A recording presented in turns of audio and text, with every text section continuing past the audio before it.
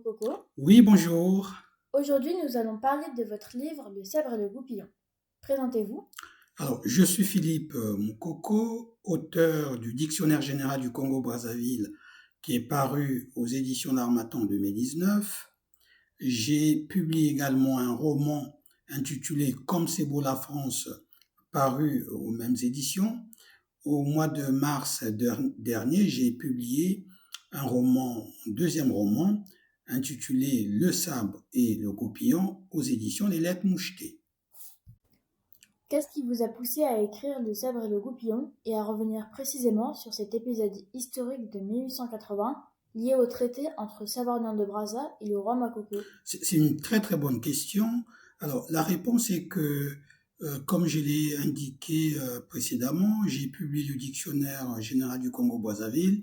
Dans le cadre de la rédaction de ce dictionnaire, j'ai travaillé sur les correspondances, les ouvrages et autres essais publiés par des missionnaires. J'ai constaté qu'il y avait un pan de l'histoire congolaise, notamment l'histoire religieuse, qui n'avait pas été abordée dans la littérature congolaise. Et c'est pour ça que j'ai consacré mon deuxième roman à ces thématiques. Et en ce qui concerne la date de 1880, qui correspond à la signature du traité de Brazza-Makoko. Alors évidemment que ce traité a permis à la France de s'installer au Congo, mais à travers ce traité, on a vu qu'une pénétration de l'administration coloniale. Mais à partir de ce traité, on a vu également que les missionnaires se sont engagés à participer à l'expansion française au centre du Congo. À l'époque, c'était une foi.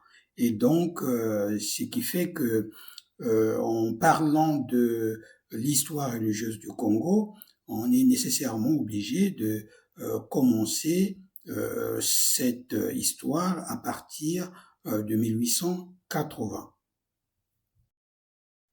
Votre œuvre navigue entre faits historiques et fiction. Comment avez-vous travaillé pour trouver l'équilibre entre fidélité historique et liberté narrative? Alors, donc j'avais été amené à travailler sur le dictionnaire général du Congo-Brazzaville. À cette occasion, j'avais considéré que il y avait un pan de l'histoire coloniale congolaise, c'est-à-dire une partie religieuse qui n'avait pas fait l'objet d'une fiction.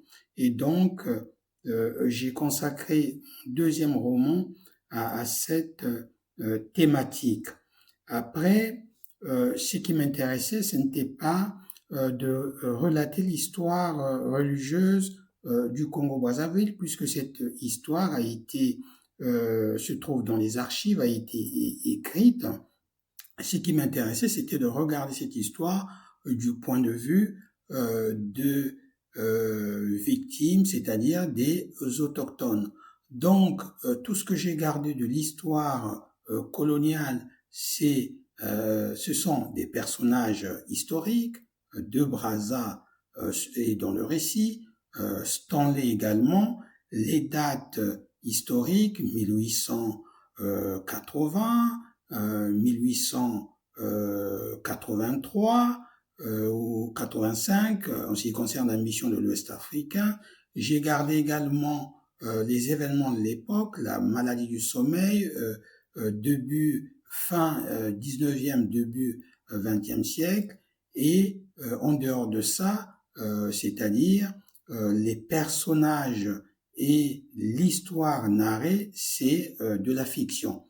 Donc, l'histoire coloniale m'a servi de décor et donc c'est dans ce décor que j'ai planté l'histoire religieuse telle que je l'ai entrevue à l'occasion de mes recherches sur l'histoire générale du Congo-Brazzaville.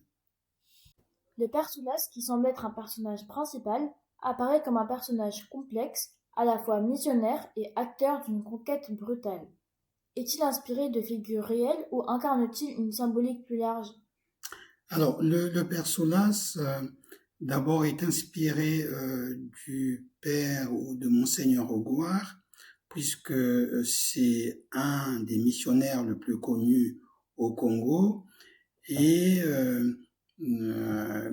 l'histoire du Père Solas n'est pas nécessairement l'histoire de Monseigneur Augoire, puisque, comme je l'ai indiqué, je suis dans la fiction, donc j'ai pu m'inspirer du missionnaire Augoire. D'ailleurs, même dans le roman, il y a aussi le préfet apostolique, qui est une inspiration ce qui est un personnage qui est inspiré de Monseigneur Antoine Carry, mais en dehors de cela, l'histoire du Père Solas, c'est une histoire qui est totalement fictionnelle. Ça n'a absolument rien à voir avec ce que a vécu le missionnaire ou le père Augoire.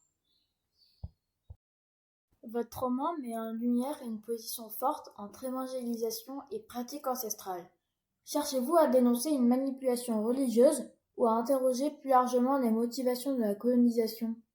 Alors, la question qui me préoccupait, c'était de montrer plutôt les méthodes et les procédés des missionnaires, d'une part, mais également montrer la connivence entre les intérêts des administrateurs, donc de la France politique, et les intérêts de la France religieuse. Et donc, concrètement, les missionnaires, en parlant de l'évangélisation du Congo, en fait, c'est une entreprise qui a consisté à s'attaquer aux coutumes locales. D'ailleurs, je vais lire un passage du roman, page 118, c'est un des courriers du Père Solas. Il dit, voilà, le plus étonnant, c'est que ces gens, donc ce sont les autochtones, le plus étonnant, c'est que ces gens, se contentant de ce qu'on leur dit et de ce qu'on leur montre, sont convaincus que je ne suis venu m'installer chez eux que pour construire une église, une école et un atelier. Ils ne se doutent pas un seul instant que d'ici là, nous allons déposer leurs coutumes païennes. Et donc, c'est ça tout l'objectif des missionnaires. L'évangélisation du Congo, c'est pas une évangélisation qui consiste à apporter la religion chrétienne simplement aux autochtones, mais il s'agit à la fois de déposer les coutumes locales pour que ces coutumes soient remplacées par l'évangile. Vous évoquez une résistance farouche des peuples autochtones, mais aussi des pertes humaines importantes. Quel message souhaitez-vous transmettre sur l'impact de cette période sur les sociétés africaines d'aujourd'hui? Je ne pense pas que le rôle de l'écrivain soit d'enfouir des messages dans la fiction. Le roman, il est totalement ouvert, c'est-à-dire que chacun, selon sa sensibilité, peut tirer des conclusions, mais en tout cas, en ce qui me concerne, je n'ai pas essayé de conclure. J'ai narré une histoire, mais évidemment, il y a un parti pris. Ce parti pris, on le retrouve en page 50 du livre. Que de ruses, que de fourberies, que de calculs dans toute entreprise humaine. Si l'on pouvait juger le résultat d'une action à l'aune des moyens utilisés, beaucoup de grands personnages de l'histoire perdraient leur éclat. Mais un résultat positif fait toujours oublier les moyens perfides qui ont concouru à sa réalisation.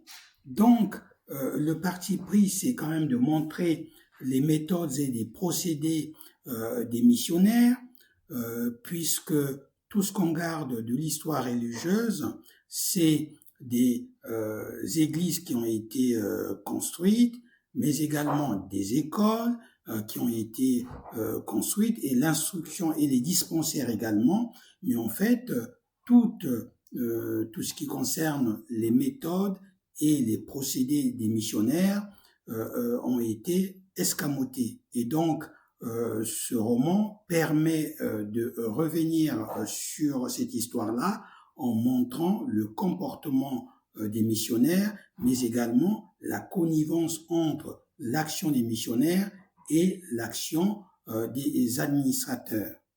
Le titre de votre livre Le sabre et le goupillon est très évocateur. Que représente-t-il exactement dans votre roman et que doit comprendre le lecteur à travers cette dualité? Très bonne question. Le sabre et le goupillon est une expression française qui signifie l'alliance objective entre l'armée, le sabre étant un instrument de violence, et la religion, le goupillon étant un instrument de la liturgie catholique. Donc, par ce titre, j'ai essayé de montrer que les administrateurs ont cherché l'appui des missionnaires pour réussir leur action de colonisation au centre du Congo. Et d'autre part, les missionnaires ont eu besoin des administrateurs pour aller au centre du continent africain parce qu'à cette époque, jusqu'en 1880, les missionnaires étaient implantés sur la côte atlantique. L'intérieur du Congo était totalement impénétrable. Donc, avec l'action de l'administration coloniale, cette action a permis aux missionnaires d'aller au centre du Congo, à la fois pour donner entre griffes un coup de main aux missionnaires, aux administrateurs, pardon, mais également pour évangéliser les populations de l'intérieur. Donc, c'était une action coordonnée. On ne peut pas parler de la colonisation sans parler de la religion, et on ne peut pas parler de la religion au Congo sans parler de la colonisation.